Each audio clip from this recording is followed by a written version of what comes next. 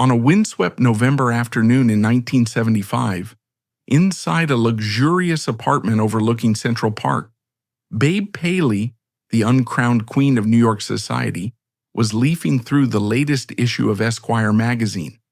She was the most magnificent of his swans, the confidant writer Truman Capote had always revered. Her delicate finger paused on a peculiar title, La Côte Basque, 1965. Little did she know, those inanimate pages were the death warrant for a great friendship and the beginning of an irredeemable tragedy. But every word was a cruel cut, laying bare secrets she had only dared to whisper to a single soul. Her eyes froze on a line describing an unfaithful husband, and the bedsheet stained with his mistress's blood. Tragically, the blade had been forged from her own confessions, and the one wielding it was the only person she had ever trusted to listen. From that fateful afternoon, a permanent wall of silence was erected. Babe Paley never spoke to Capote again. The shock of betrayal would not only hasten her death in solitude, but also plunge her once adored friend into an irreversible downfall of ruin and humiliation. To grasp the betrayal's impact, picture their world, the exclusive high society of mid-century New York. It was a realm of immense wealth governed by a single, unspoken rule. Perfection was everything. Public image was paramount, private scandals were buried, and life was a flawless performance. In this gilded cage, elegant women like Babe Paley were treated like royalty, the original celebrities who set the standard for an entire nation. It was a glittering world built on secrets, and Truman Capote was about to publish them all. Her destiny, like that of a European royal, was charted long before she could have any say in the matter. Born Barbara Cushing in Boston, Massachusetts in 1915, she was the youngest of three daughters whose futures were the singular, all-consuming project of their mother, Catherine Betsy Cushing. Her father was the world-renowned neurosurgeon Dr. Harvey Cushing, a pioneer in his field and a man of immense intellect and professional standing. But in the rigidly patriarchal high society of early 20th century America, a father's professional success was merely the foundation upon which a family's social legacy was built. The true architect of that legacy was almost always the mother. Betsy Cushing was a formidable strategist, a woman of boundless social ambition who viewed her daughters as her masterpieces. She understood with a pragmatism bordering on ruthlessness that in their world, a woman's power was derived almost exclusively from her husband. A good marriage was not a matter of love or romantic fancy. It was the single most important transaction of a woman's life. It was her coronation. With this unshakable belief as her guiding principle, she groomed Minnie, Betsy, and Barbara, nicknamed Babe from childhood, for one purpose and one purpose only, to marry brilliantly. She was their general, and the ballrooms and drawing rooms of the East Coast aristocracy were their battlefield. The training was rigorous and relentless. The Cushing girls were taught that their own needs, emotions, and opinions were secondary to the comfort and ego of the powerful men they were expected to attract. Negative emotions were to be suppressed entirely. A public display of anger, sadness, or frustration was a sign of poor breeding, a fatal crack in the veneer of effortless grace. They were drilled in the arts of conversation, hostessship, and, above all, appearance. Their posture, their diction, their wardrobes, every detail was scrutinized and perfected. Betsy Cushing was forging not just wives, but assets. Her efforts yielded spectacular results. The three daughters became known collectively as the fabulous Cushing sisters, a trio of swans who conquered American society with their beauty, charm, and most critically, their marital acquisitions. Minnie, the eldest, married the fantastically wealthy Vincent Astor, placing her at the very pinnacle of New York's old money elite. The middle sister, Betsy, made a stunning match by marrying James Roosevelt, the son of the sitting president, Franklin Delano Roosevelt. After their divorce, she elevated her status even further by marrying the immensely rich and influential John Hay Jock Whitney, a titan of finance and a U.S. ambassador. But it was Babe, the youngest, who was widely considered the jewel in the family crown. She possessed a unique and captivating beauty, a serene, almost otherworldly quality that was both arresting and intimidating. With a famously long, graceful neck, high, sculpted cheekbones, and large, soulful eyes, she looked less like a photograph and more like a Modigliani portrait brought to life. She was tall and slender, and moved with an innate liquid elegance that could not be taught. Her beauty, however, was not her only asset. It was the discipline instilled by her mother that truly set her apart. She learned her lessons well, internalizing the relentless pursuit of an unattainable standard of flawlessness. This pursuit would define her life, bringing her immense social power while quietly exacting a devastating personal toll. After graduating from the prestigious Westover School in Connecticut and making her formal debut into society, Babe briefly rebelled against her mother's grand design. She sought a measure of independence, a purpose beyond simply being a beautiful object waiting to be acquired. Armed with her impeccable and innate sense of style, she moved to New York, and in 1938 secured a highly coveted position as a fashion editor at Vogue magazine. She was not just competent, she was a natural. In an era before stylists became a ubiquitous force, women like Babe Paley were the original influencers. She did not merely follow trends, she was the source from which they flowed.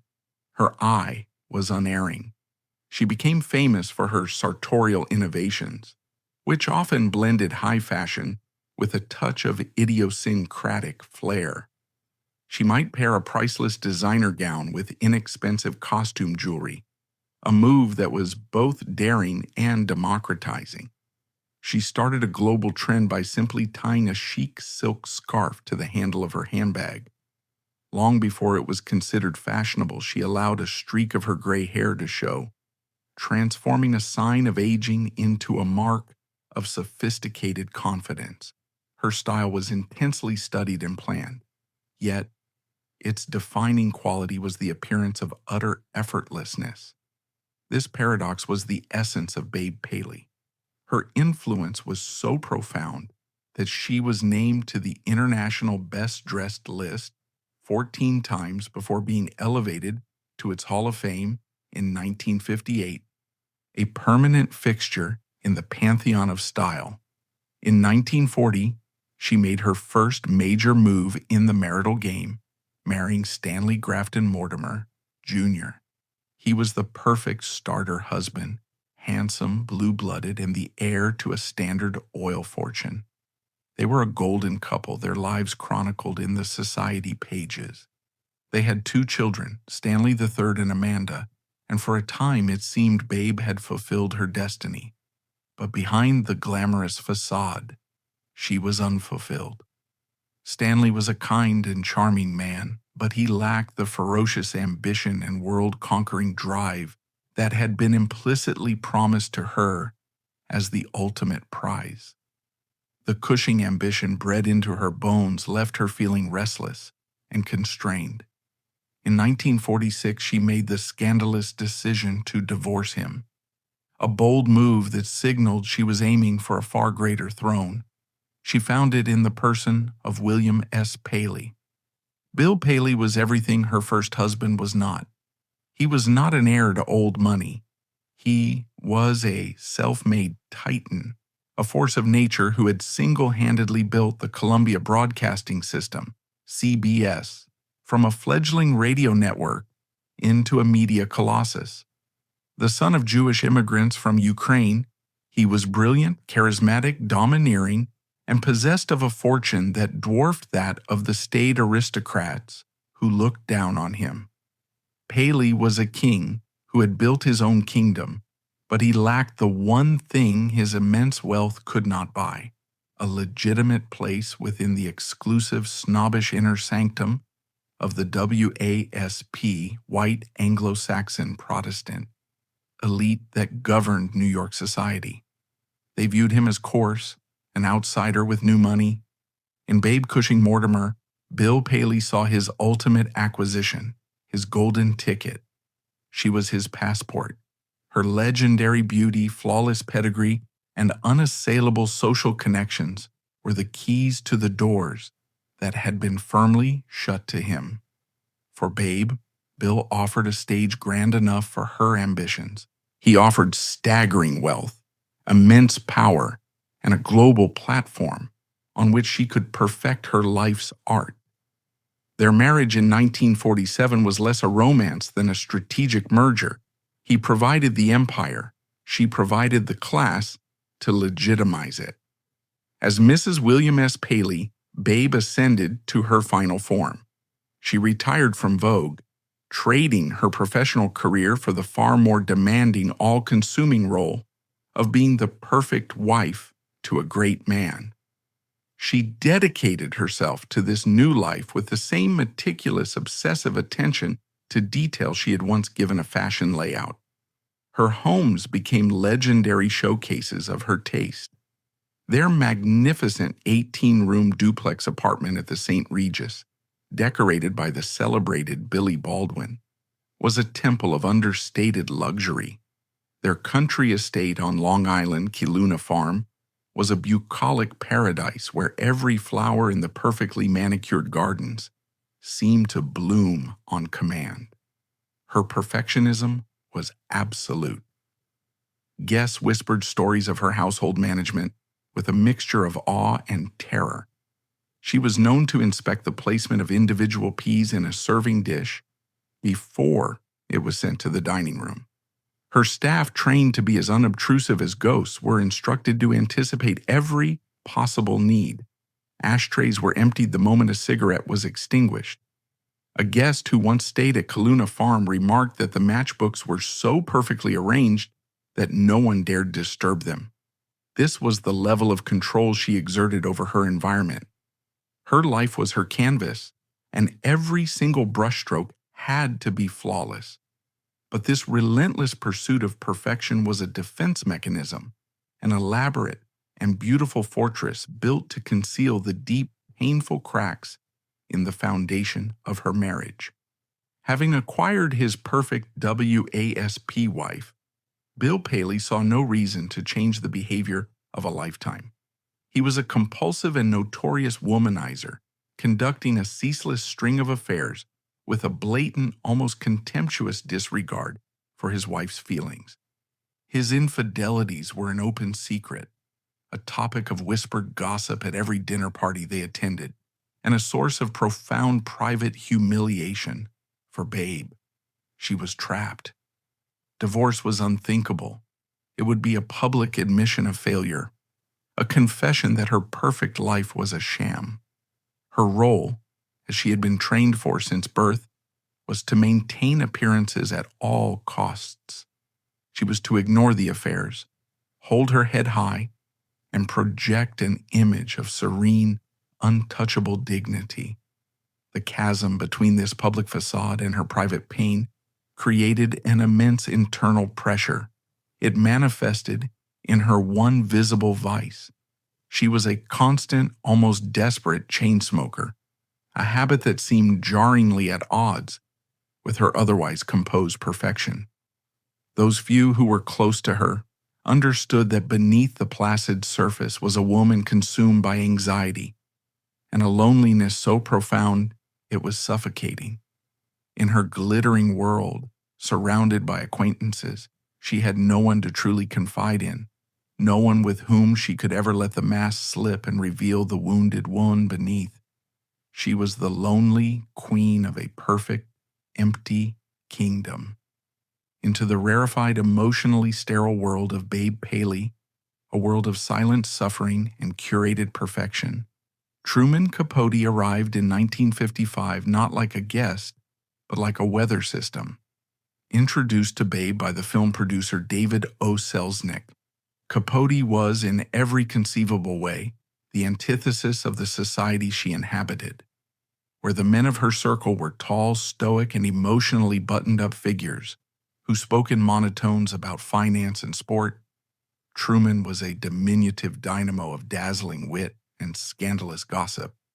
He was short, with a cherubic face and a shockingly high-pitched, lisping voice that sounded like a perpetual giggle. He was openly and flamboyantly gay in an era when it was still a matter of criminal law and social taboo. He was, in short, a creature from another planet, and for Babe, he was a breath of the freshest, most intoxicating air she had ever known. Their connection was instantaneous and profound. For Babe, Truman was a jolt of pure, unadulterated life. He was outrageously funny, a master conversationalist who could hold a dinner table wrapped with his fantastical stories and wicked impersonations of their friends and enemies. He made her laugh, not the polite, socially required titter she produced for her husband's business associates, but deep, genuine schoolgirl giggles that seemed to momentarily shatter the serene, carefully composed mask she wore for the world. Crucially, his homosexuality made him an entirely safe companion. He was not a rival to her husband, nor was he another man attempting to conquer her as a trophy. He wanted nothing from her sexually. He wanted something far more valuable, her friendship, her attention, her very essence. He was fascinated by her, and in a life where she was constantly appraised but rarely truly seen, that fascination was an irresistible balm to her lonely soul.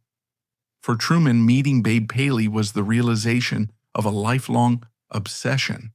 An outsider from a troubled Southern background, he had always been mesmerized by the world of the super-rich, the effortlessly elegant, the impossibly beautiful. He saw in Babe not just a stylish woman, but the very embodiment of a feminine ideal, a platonic form of grace and sophistication. It was he who would later write the now famous line that perfectly encapsulated his worship. Mrs. P had only one fault. She was perfect. Otherwise, she was perfect. She was the ultimate prize in his social collection, and he set about cultivating her friendship with the same relentless focus and strategic brilliance he applied to crafting a novel. Their friendship quickly developed its own intimate rituals.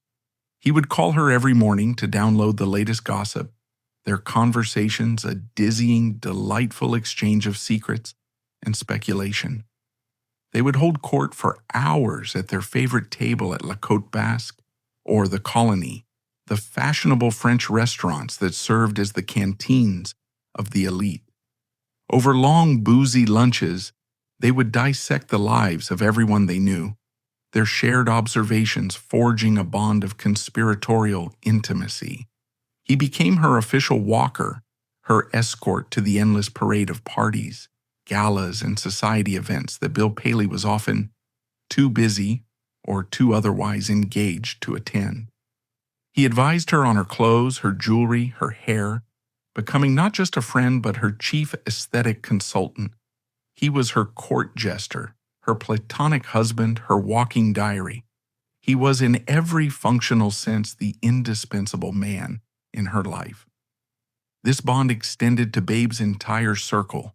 Truman gave them affectionate, slightly mythologizing nicknames, casting them as characters in his own glamorous narrative.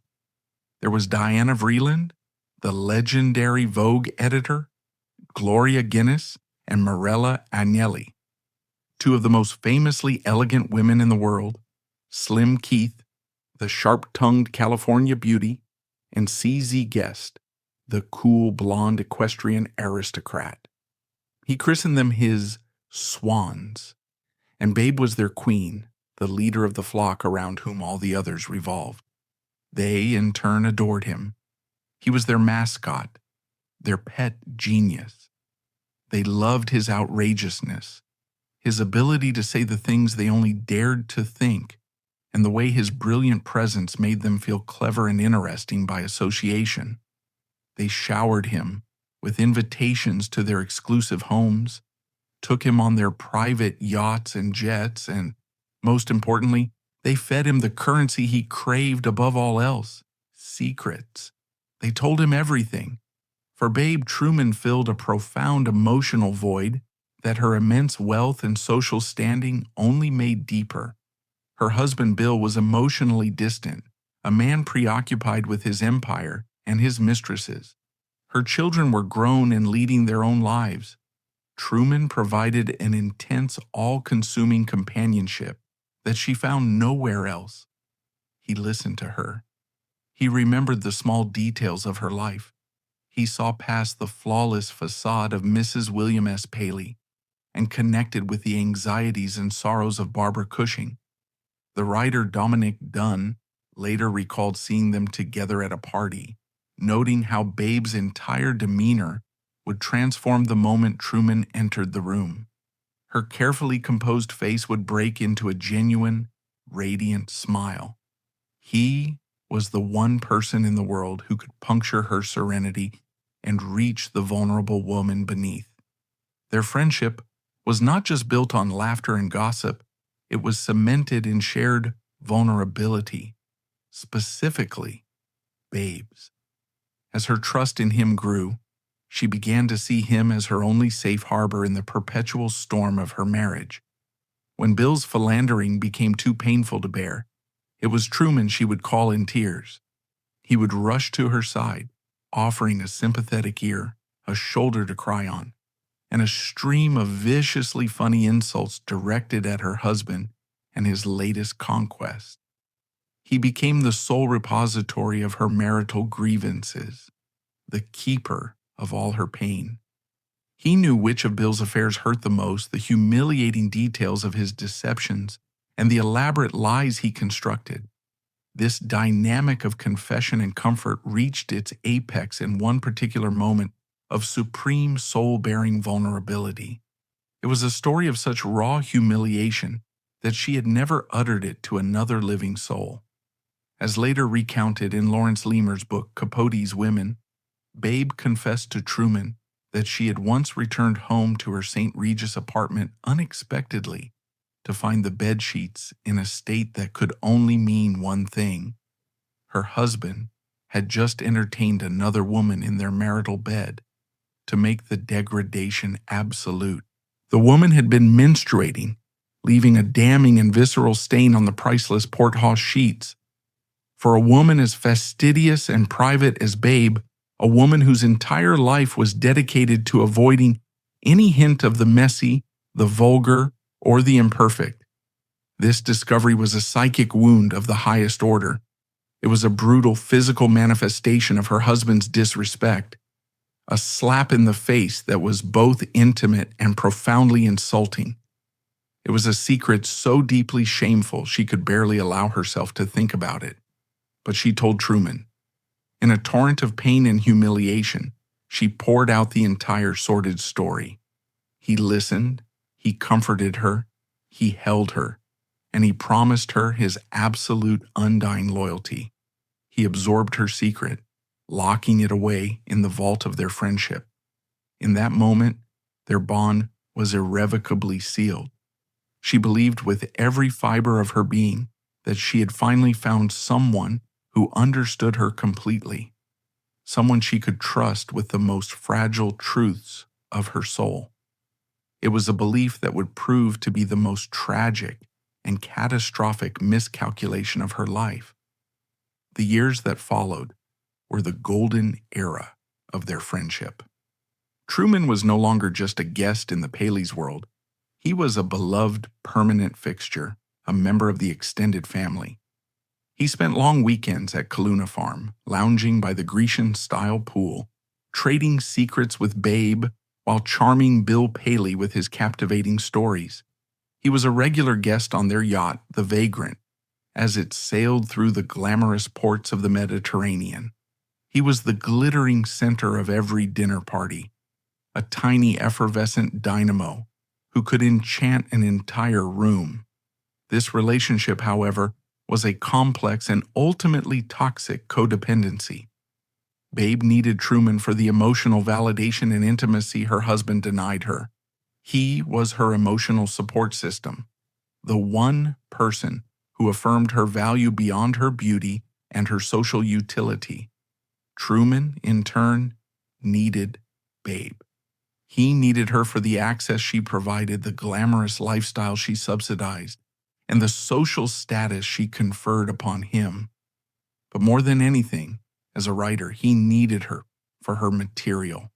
He was like an anthropologist who had successfully infiltrated a lost tribe of astonishingly wealthy and beautiful creatures. He was observing their rituals, learning their language, and taking meticulous field notes on their secret sorrows, their hidden cruelties, and their shocking hypocrisies. The swans, in their blissful, trusting ignorance, believed their confessions were safe. They saw him as one of them, a loyal friend who understood their unspoken code of silence. They never suspected that the charming, effeminate confidant who listened so sympathetically was also a cold-eyed artist, filing away their pain for future use. They mistook his rapt attention for friendship, failing to see the glint of the novelist's ambition in his eyes. In hindsight, the warning signs were there. Capote had always been a notorious gossip, but his friends excused it as part of his effervescent charm. More damningly, he had a history of cannibalizing the lives of his friends for his art. His most famous character, Holly Golightly from Breakfast at Tiffany's, was an open secret to be a composite of several women in his social circle. But the swans believed they were different. They were special. He loved them, and he would surely protect them from the merciless eye he turned on the rest of the world. This was their greatest collective delusion. Truman Capote's ultimate loyalty was not and had never been to them. His loyalty was to his art, and his artistic ambition was about to grow into a monstrous, all-consuming obsession that would demand a human sacrifice.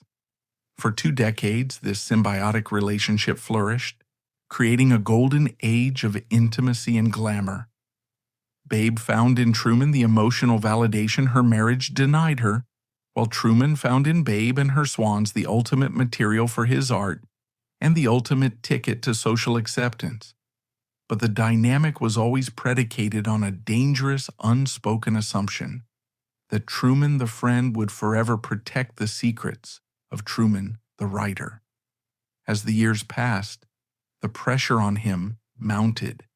The staggering success of In Cold Blood had made him a literary giant, but it also left him creatively paralyzed, haunted by the need to produce an even greater masterpiece. This desperation, coupled with a growing dependence on drugs and alcohol, would force a fatal choice between his loyalty to his friends and his all-consuming ambition, tipping the balance toward the monstrous, ego-driven project that would secure his legacy by destroying his life. For nearly a decade following the monumental success of his 1966 nonfiction novel, In Cold Blood, Truman Capote was not just a writer, he was a literary deity. The book, a harrowing account of a real-life murder in rural Kansas, had revolutionized journalism and literature, bringing him a level of fame, wealth, and critical acclaim that few authors ever achieve. He was the toast of not just New York, but the world. He had thrown the legendary black and white ball, arguably the most famous party of the 20th century, a triumphant celebration of his ascent to the absolute pinnacle of both the literary and social worlds. But with this unprecedented success came an equally unprecedented pressure. The entire world was watching, holding its breath, and asking a terrifyingly simple question. What could he possibly do for an encore? How do you top a masterpiece? His answer was a project of breathtaking ambition, a gamble so audacious it bordered on pure hubris. He would write the definitive Proustian epic of American high society, a sprawling multi-volume novel that would dissect the secret lives, hidden passions, and brutal hypocrisies of the super-rich. It would be his magnum opus, a book that would expose the rot beneath the gilded surface of the world he had so successfully infiltrated. He gave it a perfectly ironic and ominous title, Answered Prayers, taken from a quote attributed to St. Teresa of Avila. More tears are shed over answered prayers than unanswered ones. The implication was chilling. His friends, the Swans, had prayed for a life of wealth, beauty, and privilege. And he was about to show the world the terrible price of having those prayers answered. He signed a contract in 1966, promising his publisher a masterpiece that would redefine the novel. But the years began to tick by, and the manuscript remained elusive. The pressure to produce, combined with the psychological weight of what he was planning, plunged him into a deep and debilitating writer's block. The very lifestyle that was meant to be his subject began to consume him. The detached, observant artist was slowly being devoured by the hedonistic participant. His days dissolved into a haze of boozy lunches at the colony, and his nights were lost in the cocaine-fueled chaos of Studio 54.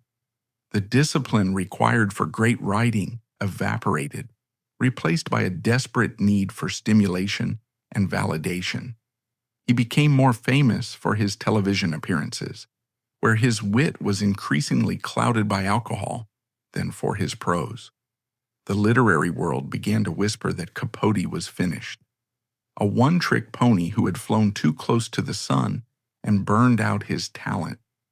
By 1975, nearly a decade after signing the contract, the whispers had grown to a roar. His publishers were impatient, and Capote, desperate for cash and desperate to prove his doubters wrong, made the single most catastrophic decision of his life. He decided to publish a few chapters of the supposedly forthcoming novel in Esquire magazine. It would be a teaser, a taste of the genius to come, a way to silence the critics and remind the world of his power. He chose a chapter he titled La Côte Basque, 1965.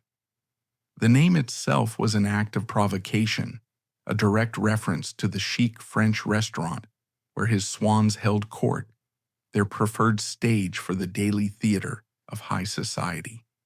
The chapter was not just set in their world, it was a declaration of war upon it. The chapter was structured as a fictionalized lunch between a writer-narrator named P.B. Jones, a stand-in for Capote himself, and a drunken, irrepressibly gossipy character named Lady Ina Coolberth, a thinly veiled and deeply unflattering portrait of his friend Slim Keith. Over the course of the meal, Lady Coolberth unloads a torrent of the most scandalous, intimate, and damaging stories about their wealthy and powerful friends. The names were changed, but the disguises were so transparent, the details so specific, that to anyone on the inside, the real-life identities were immediately, shockingly obvious. It was an act of literary terrorism, a meticulous and malicious campaign to destroy the very people who had loved and trusted him. And he saved his most potent, most vicious poison for the woman he had always claimed to worship above all others, Babe Paley. When the October 1975 issue of Esquire landed on newsstands and in the mailboxes of Park Avenue apartments, it was like an incendiary bomb detonating in the heart of New York society. The central anecdote of the story, the one that caused the most profound and irreparable damage, was a brutal, almost word-for-word transcription of Babe Paley's most humiliating secret. In the story, Lady Coolberth tells P.B. Jones about a character named Cleo Dillon, the stand-in for Babe, and her brutish, philandering husband Sidney Dillon, a caricature of Bill Paley. She then recounts with gleeful, salacious detail the story of how Sidney had a sordid affair and brought the woman back to the marital bed, only for the woman to menstruate on their expensive port-halt sheets. Capote didn't just report the story that Babe had confessed to him in a moment of tearful, soul-bearing agony. He twisted the knife. He used the secret to perform a character assassination on Babe herself.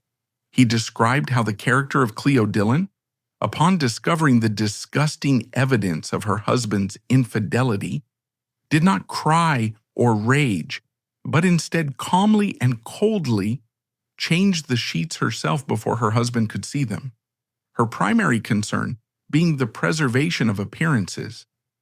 He portrayed her as an emotionless automaton, a beautiful creature of the winter whose obsession with perfection had left her incapable of genuine human feeling.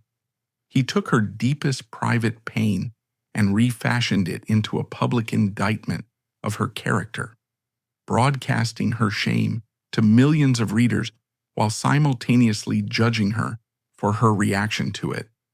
It was a betrayal of staggering cruelty. But Babe was not his only victim. The chapter was a slaughterhouse of reputations.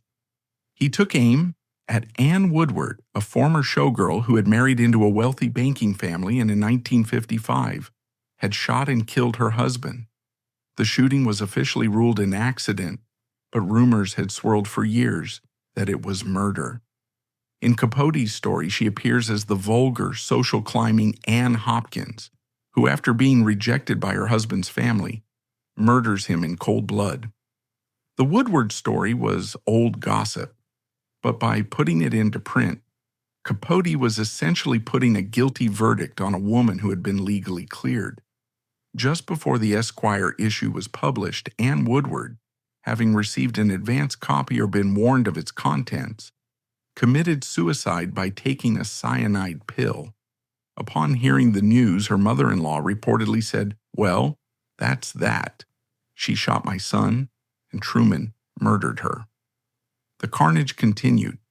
He hinted at damaging secrets and affairs involving thinly disguised versions of politicians' wives, European aristocrats, and New York socialites. He spared no one. It was as if his years of accumulated resentment, the resentments of the brilliant, poor, gay outsider in a world of inherited wealth and heterosexual power, had finally erupted in a single, volcanic explosion of malice disguised as art. He had taken every confidence, every tearful confession, every whispered secret shared with him in the sacred trust of friendship, and he had weaponized it. He had laid their private lives bare for public consumption and sport. In the hushed, elegant drawing rooms of Manhattan and the grand estates of Long Island, a collective gasp of horror was heard. Truman Capote had not just betrayed his friends. He had committed an act of social treason so profound, so unforgivable, that it would change the landscape of their world forever. He had pulled the trigger, and the shot was about to echo for the rest of his life. The publication of La Côte Basque, 1965, was not a slow-burning fuse, it was a detonation. In the days following the release of the October 1975 issue of Esquire, a shockwave of disbelief and horror ripped through New York high society. What had been a calculated artistic decision for Capote was, for the Swans, a public stoning. Their initial shock quickly curdled into a cold, unified rage. This was not a mere faux pas.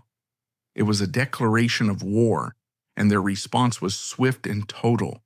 They would not argue or chastise. They would perform a social execution as cold and final as a guillotine. The first blow came from the king himself, William S. Paley. According to Gerald Clark's definitive biography of Capote, Paley was on a flight when he first read the story. His anger was volcanic. It was not the exposure of his philandering that enraged him. That was common knowledge.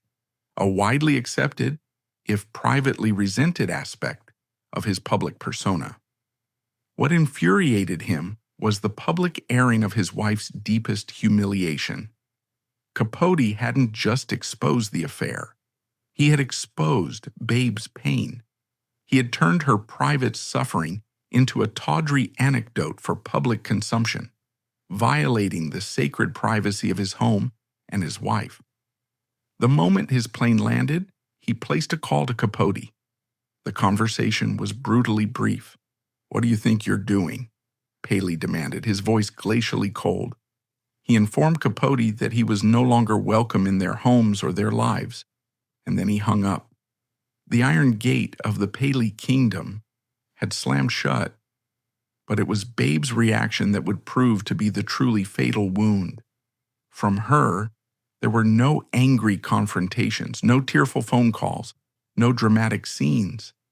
There was only a profound and impenetrable silence. From the day she read the article, Truman Capote, the man who had been her closest friend, her confidant, her platonic husband for 2 decades, ceased to exist. She never spoke his name again. Her staff was instructed that if he called, she was perpetually unavailable.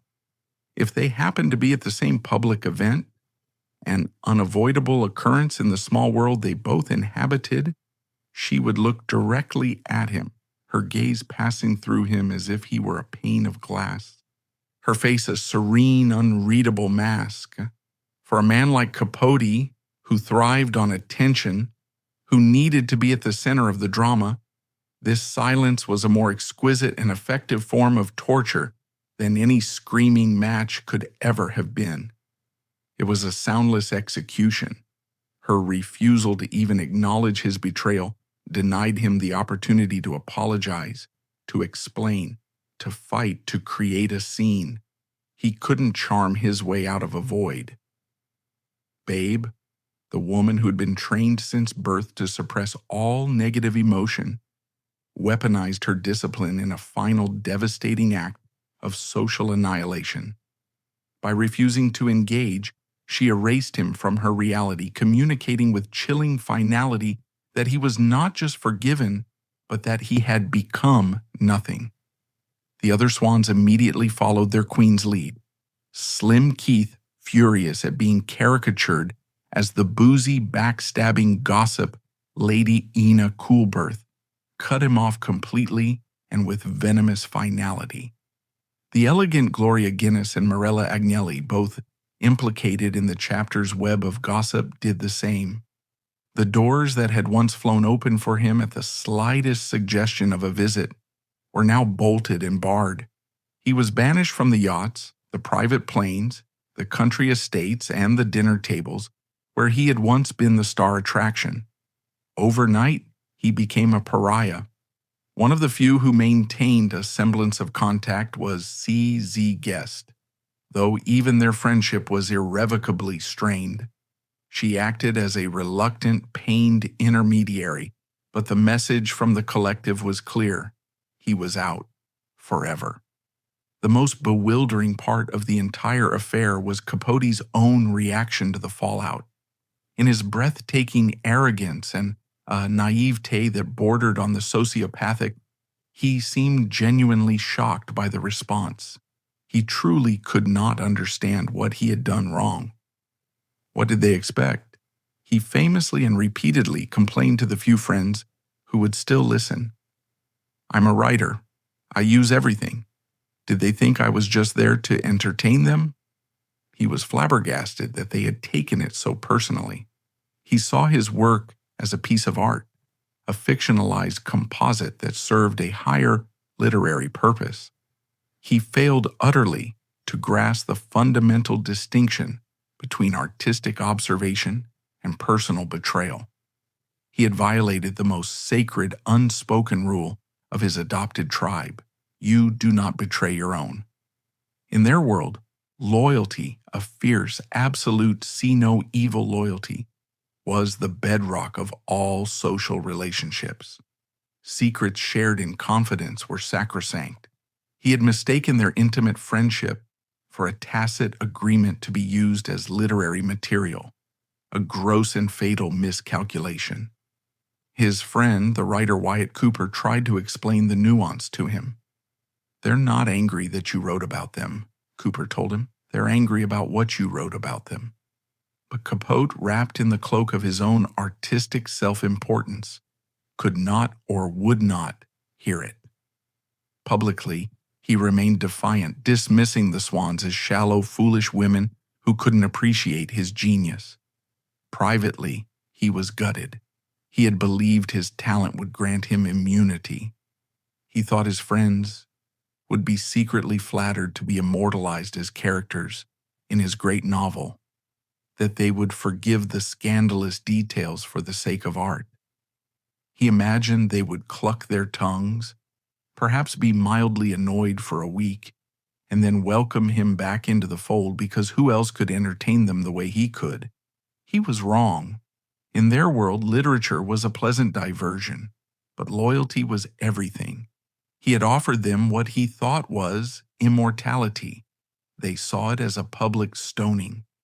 The day La Côte Basque, 1965, was published was the day Truman Capote's life, as he knew it, effectively ended. He had flown too close to the sun of their world, fueled by the secrets they had fed him, and in his arrogance, he had set his own wings on fire. The fall was about to be long, lonely, and brutal. Capote's excommunication was total and immediate. The social death he suffered was a clear and brutal punishment for his unforgivable sin. But this swift exile, as devastating as it was only the beginning of the story's tragic final act. The damage inflicted by his betrayal was not a clean wound that could be healed by simply cutting him out. It was a slow-acting poison that seeped deep into the lives of everyone involved. For Babe Paley, it was a private humiliation that compounded a mortal illness. For Truman Capote, the loss of his muse and his place in the world would precipitate a long, lonely, and irreversible decline. The final years of their lives would be a haunting testament to the enduring consequences of their broken bond, a slow, sad unwinding of two lives inextricably linked by a friendship that ended in mutual destruction. The consequences of Truman Capote's great betrayal did not fade with the gossip columns of 1975.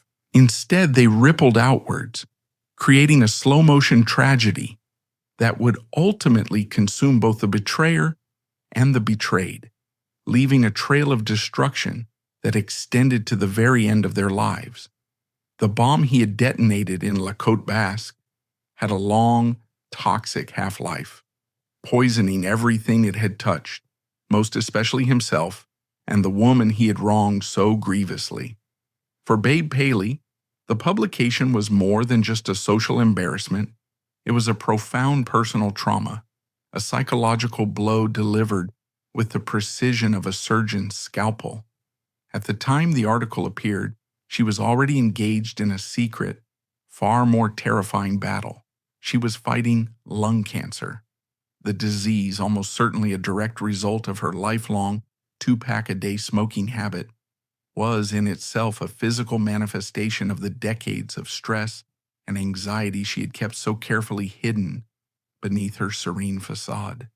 The public humiliation inflicted by Capote was a cruel and unnecessary cruelty, piled upon a woman already struggling for her life.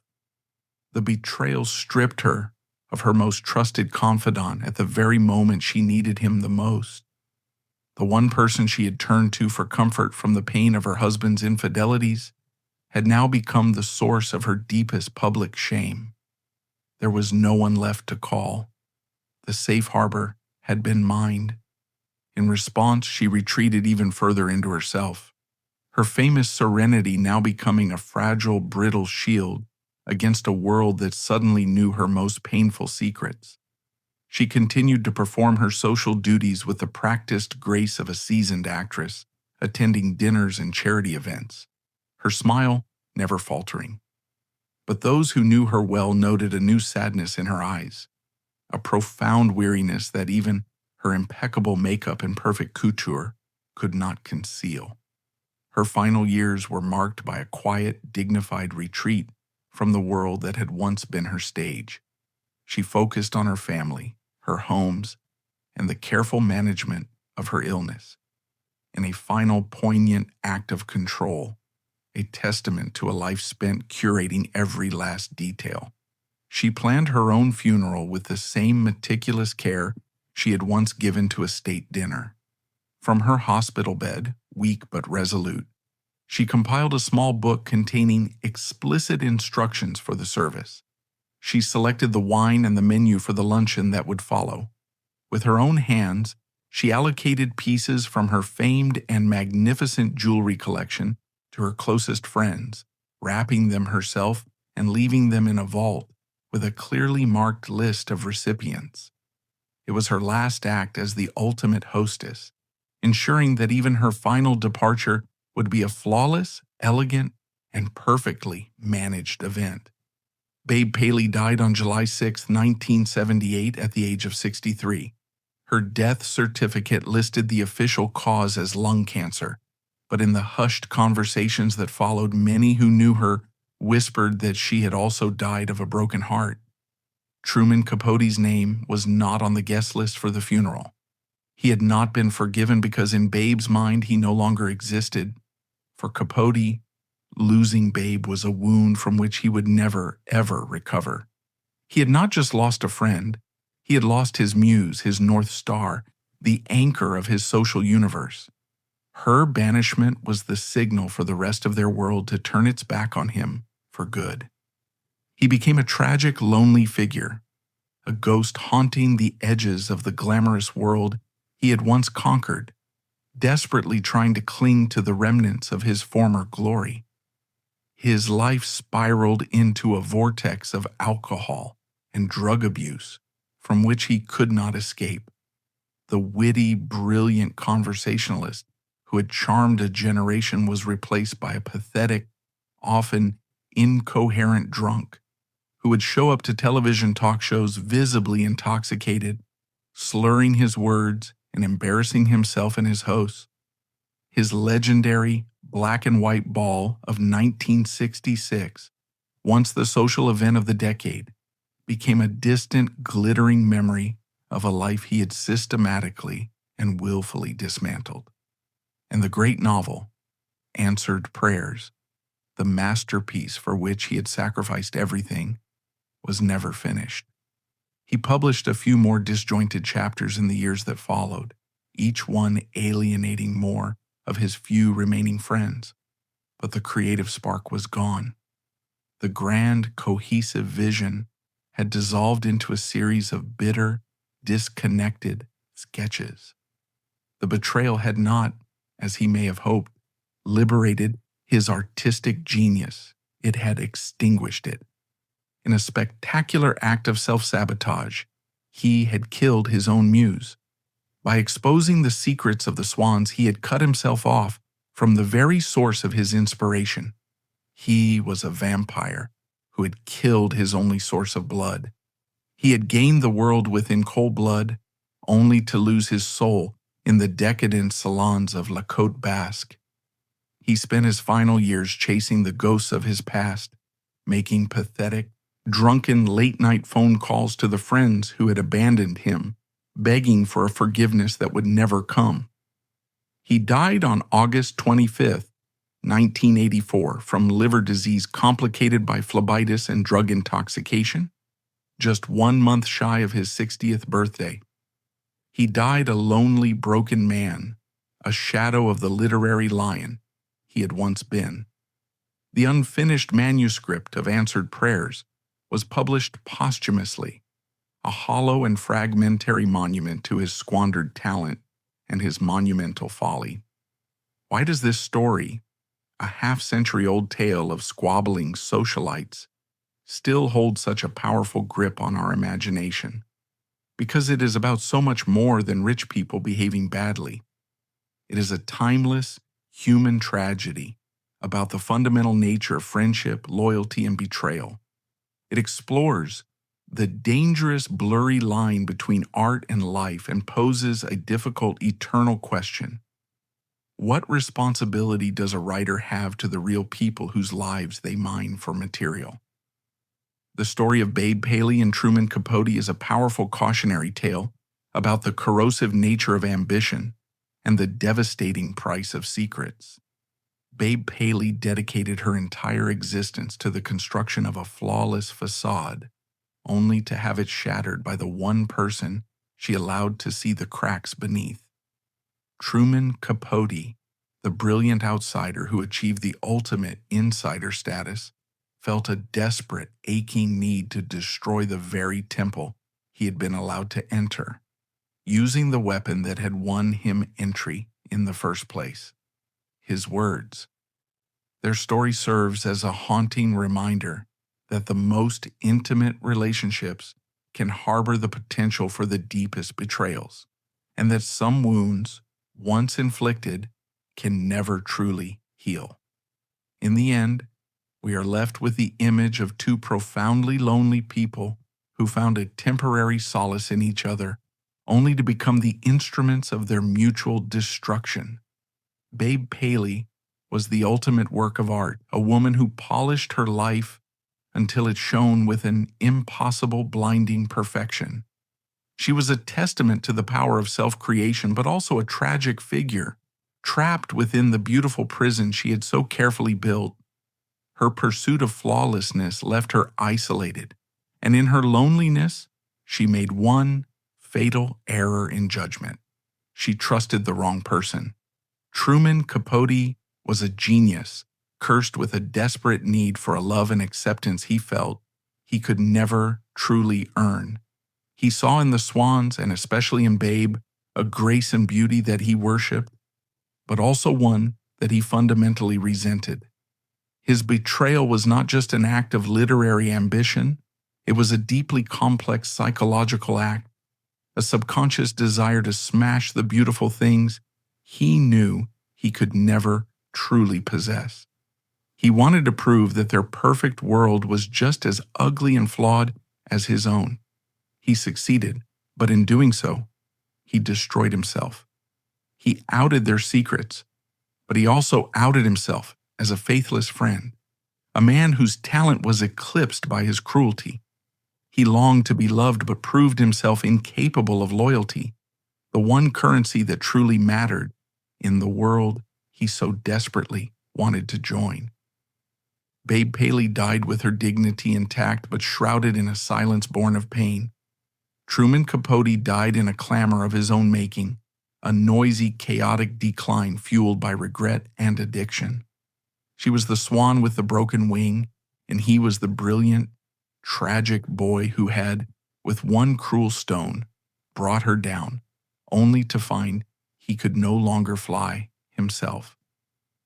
Their story is a dark fairy tale of the American 20th century, a glittering, heartbreaking reminder that even in the most beautiful of worlds, human frailty and the capacity for betrayal are never far from the surface, and it leaves us with the chilling thought behind his novel's title: some prayers, especially those for fame, access, and the secrets of others, are indeed better left unanswered.